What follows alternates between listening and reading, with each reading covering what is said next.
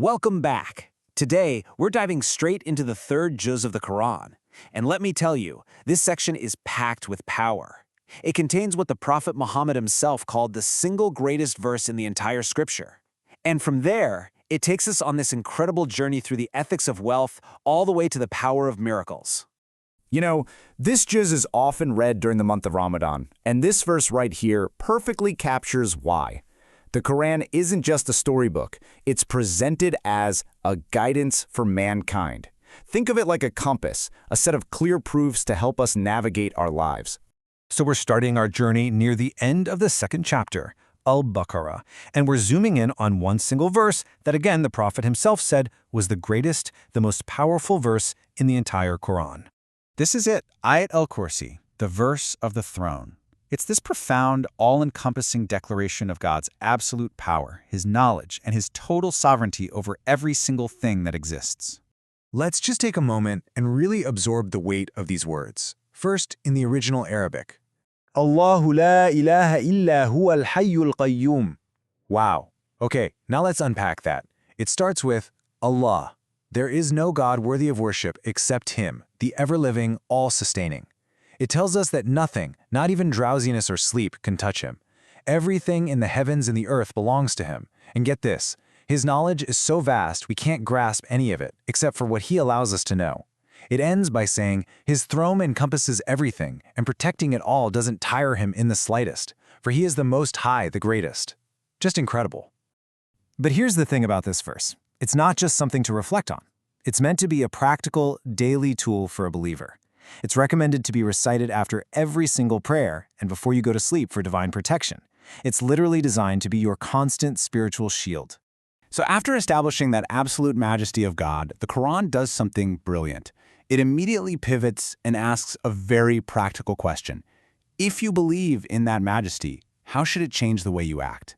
And the very first answer has to do with your money.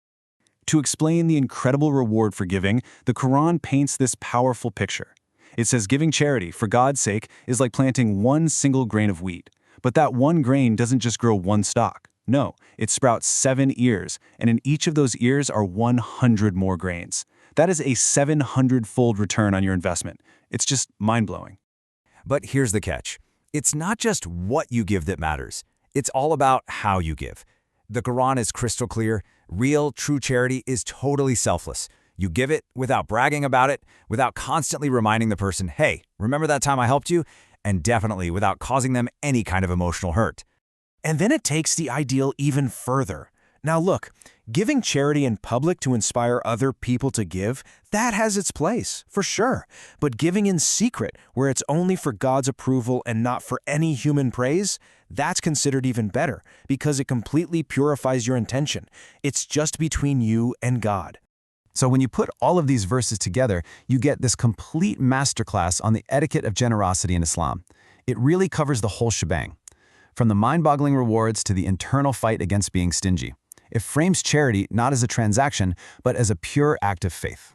Okay, now right after this beautiful, uplifting passage about selfless giving, the Quran completely flips the script. It introduces the polar opposite, riba, which is usury or interest. And the contrast is deliberate and, well, it's incredibly stark. I mean, just look at this comparison. It could not be more black and white. Where charity grows and purifies your wealth, riba is described as something God Himself actively destroys. And the warning could not be more severe. To engage in usury is to be informed of a war against you from Allah and His Messenger. That is one of the strongest prohibitions in the entire Quran, period. After that incredibly intense warning, you might expect the chapter to end on a heavy note, but it doesn't. Instead, Surah Al-Baqarah concludes with one of the most beloved, most recited, and most hopeful prayers in the entire Quran. It's this moment of total humility. This prayer is such a gift. It's this moment of profound honesty where we admit our own human weakness. We forget things, we mess up, we make mistakes, and so we ask God, not for what we deserve, but for His infinite mercy, to be pardoned, to be forgiven, and to be protected. The Prophet actually said that just reciting these last 2 verses of this chapter at night is enough protection for a person. All right, let's shift gears. We are now transitioning into the next chapter, Surah Al Imran, the family of Imran. And this is so cool.